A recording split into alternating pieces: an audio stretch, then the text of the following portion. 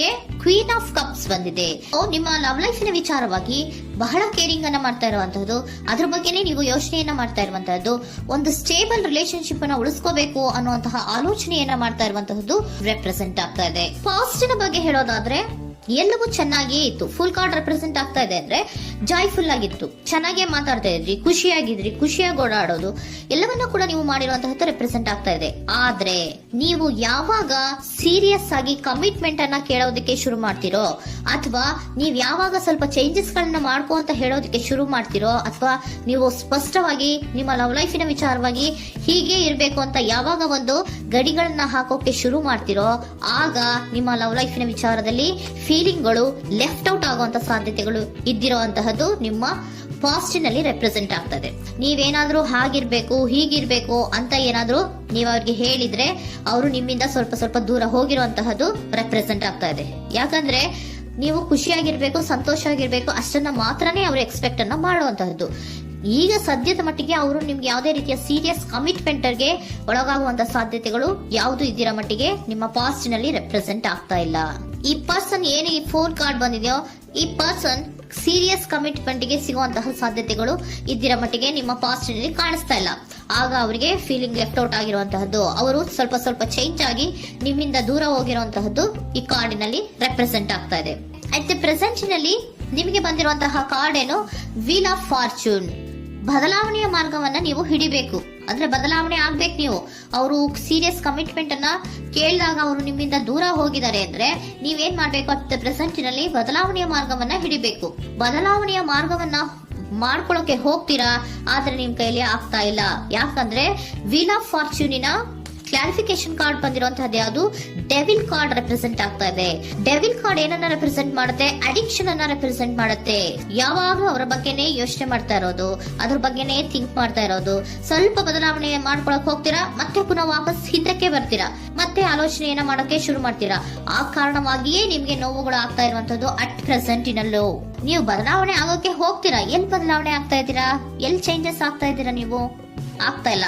ಯಾಕೆ ಹೇಳಿ, ನಿಮ್ಮಲ್ಲಿ ಅಡಿಕ್ಷನ್ ಗಳು ರೆಪ್ರೆಸೆಂಟ್ ಆಗ್ತಾ ಇದೆ. ತುಂಬಾ ಅಡಿಕ್ಷನ್ ಇರೋದ್ರಿಂದ, ನಿಮ್ಮ ಲವ್ ಲೈಫ್ ನ ವಿಚಾರವಾಗಿ ನೀವು ತುಂಬಾ ಅಡಿಕ್ಟ್ ಆಗಿರೋದ್ರಿಂದ ನೀವು ಯಾವುದೇ ರೀತಿಯ ಬದಲಾವಣೆಯನ್ನ ನೀವು ಮಾಡ್ಕೋತಿಲ್ಲ. ನಿಮ್ಮ ಲವ್ ಲೈಫ್ ನ ವಿಚಾರವಾಗಿ ನೀವು ಬದಲಾವಣೆಯನ್ನೇ ಮಾಡ್ಕೊತಾ ಇಲ್ಲ. ಅವ್ರು ಕಮಿಟ್ಮೆಂಟ್ ಕೊಟ್ಟಿಲ್ಲ, ಅವ್ರು ಹೋದ್ರು ಅಂದ್ಮೇಲೆ ನೀವು ಮುಂದೆ ಬರ್ಬೇಕು, ನಿಮ್ಮ ಜೀವನದಲ್ಲಿ ನೀವು ಮುಂದೆ ಬರ್ಬೇಕು. ಸೊ ನೀವು ಮುಂದೆ ಬರಕ್ ಹೋಗ್ತೀರಾ, ಆದ್ರೆ ಅಲ್ಲೇ ಸ್ಟ್ರಕ್ ಆಗ್ತಾ ಇರುವಂತಹದ್ದು ರೆಪ್ರೆಸೆಂಟ್ ಆಗ್ತಾ ಇದೆ. ನೀವ್ ಯಾವಾಗ ಅಡಿಕ್ಷನ್ ಗಳನ್ನ ಜಾಸ್ತಿ ಮಾಡ್ಕೋತಿರೋ ಅಬ್ಸೆಷನ್ ಆಗತ್ತೆ. ಯಾವಾಗ ನಿಮ್ಮಲ್ಲಿ ಅಬ್ಸೆಷನ್ ಗಳಾಗಕ್ಕೆ ಶುರು ಆಗುತ್ತೋ ಆಗ ನಿಮ್ಮ ನೋವುಗಳು ಜಾಸ್ತಿ ಆಗುತ್ತೆ. ಕಣ್ಣೀರಿಡೋದು, ನೋವನ್ನ ಪಡೋದು, ಸಂಕಟ ಪಡೋದು, ಪದೇ ಪದೇ ನೆನಪಿಸ್ಕೊಳ್ಳೋದು, ಅಳೋದು, ಆಗದೇ ಇಲ್ವೇನೋ ನನಗೆ ಅನ್ನುವಂತಹ ರೀತಿಯಲ್ಲಿ ಅಟ್ ಪ್ರೆಸೆಂಟ್ ನಲ್ಲಿ ಕೆಲವೊಬ್ರು ಇರುವಂತಹದ್ದು ರೆಪ್ರೆಸೆಂಟ್ ಆಗ್ತಾ ಇದೆ.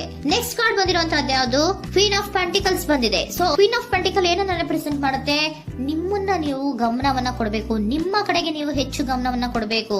ಅವ್ರು ನಿಮ್ಗೆ ಸೀರಿಯಸ್ ಕಮಿಟ್ಮೆಂಟ್ ಕೊಡ್ಲಿಲ್ಲ, ಫೀಲಿಂಗ್ ಲೆಫ್ಟ್ ಔಟ್ ಆಯ್ತು, ಅವರು ದೂರ ಆಯ್ತು, ಹೋದ್ರು ಅಲ್ವಾ. ಸೊ ನೀವೇನ್ ಮಾಡ್ಬೇಕು, ನೀವು ನಿಮ್ ಕಡೆಗೆ ಗಮನವನ್ನ ಕೊಡಬೇಕು. ವೀಲ್ ಆಫ್ ಫಾರ್ಚೂನ್ ಅಂದ್ರೆ ಏನು, ನೀವು ಬದಲಾವಣೆಯ ಮಾರ್ಗವನ್ನ ಹಿಡಿಬೇಕು.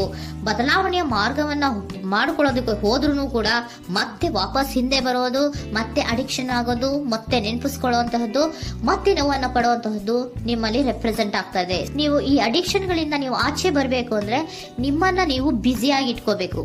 ಟೈಮ್ ಇದ್ರೂ ಕೂಡ ಮತ್ತೆ ಪುನಃ ಹಿಂದೆ ಬಂದು ನೀವು ಆಲೋಚನೆ ಮಾಡುವಂತಹ ಸಾಧ್ಯತೆಗಳು ಇದೆ. ಅದಕ್ಕೆ ನೀವು ಅಟ್ ಪ್ರೆಸೆಂಟ್ ನಲ್ಲಿ ನೀವು ಆ ಫೀಲಿಂಗ್ ಇಂದ, ಈ ನೋವಿನಿಂದ ನೀವು ಆಚೆ ಬರ್ಬೇಕಂದ್ರೆ ನೀವೇನ್ ಮಾಡ್ಬೇಕು, ಸ್ವಲ್ಪ ಏನಾದ್ರೂ ಬ್ಯುಸಿ ಆಗ್ಬೇಕು, ಕೆಲಸಗಳನ್ನ ಮಾಡೋದಕ್ಕೆ ಶುರು ಮಾಡ್ಬೇಕು.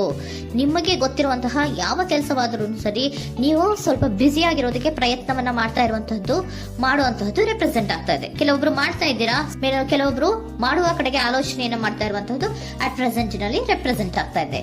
ಇಮಿಡಿಯೇಟ್ ಫ್ಯೂಚರ್ ನಲ್ಲಿ ಏನ್ ರೆಪ್ರೆಸೆಂಟ್ ಆಗ್ತಾ ಇದೆ, ನೈಟ್ ಆಫ್ ಸೋರ್ಟ್ಸ್ ರೆಪ್ರೆಸೆಂಟ್ ಆಗ್ತಾ ಇದೆ.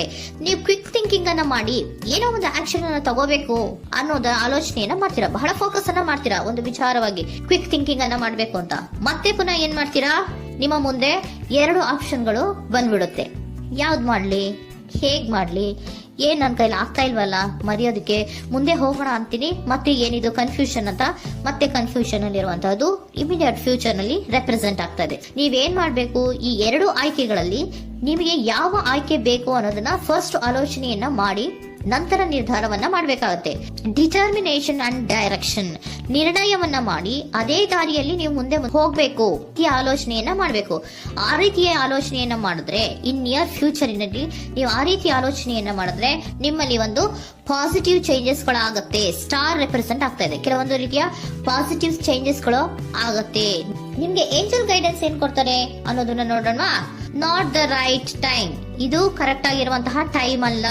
The situation will improve, situation ಅನ್ನೋದು ಇಂಪ್ರೂವ್ ಆಗುತ್ತೆ ಯಾವಾಗ, ಇಫ್ ಯು ಬಿಲೀವ್, ನೀವು ನಂಬಿಕೆ ಇಟ್ಟಾಗ ಮಾತ್ರ ಸಿಚುಯೇಷನ್ ಅನ್ನೋದು improve ಆಗುವಂತಹದ್ದು.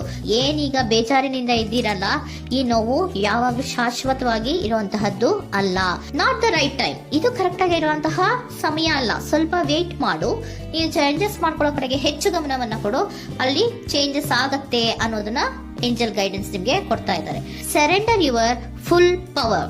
Your life is a calling for you to step in to your full power rather than playing it small. ನೀವು ಧೈರ್ಯವಾಗಿ ಒಂದು ಹೆಜ್ಜೆಯನ್ನ ಮುಂದಕ್ಕೆ ಇಡಬೇಕು. ಸೊ ಮುಂದೆ ಹೋಗುವಂತಹ ಆಲೋಚನೆಯನ್ನ ಮಾಡಬೇಕು. ಪವರ್ ಇಂದ, ನಿಮ್ಮಲ್ಲಿರುವಂತಹ ಪವರ್ ಅನ್ನ ಯೂಸ್ ಮಾಡ್ಕೊಳ್ಳಿ. ಯಾಕೆ ನನ್ನಲ್ಲಿ ಏನು ಇಲ್ಲ, ನನ್ನ ಕೈಲಿ ಏನೂ ಆಗಲ್ಲ ಅಂತ ಯಾಕೆ ಕೂತಿದ್ದೀರಾ? ನೀವು ಏನ್ ಮಾಡ್ಬೇಕು, ಬಹಳ ಧೈರ್ಯದಿಂದ ಮುಂದಕ್ಕೆ ಹೋಗಿ ಅನ್ನೋದನ್ನ ನಿಮ್ಗೆ ಸರೆಂಡರ್ ಕಾರ್ಡ್ಗಳು ಕೂಡ ಹೇಳ್ತಾ ಇದ್ದಾರೆ.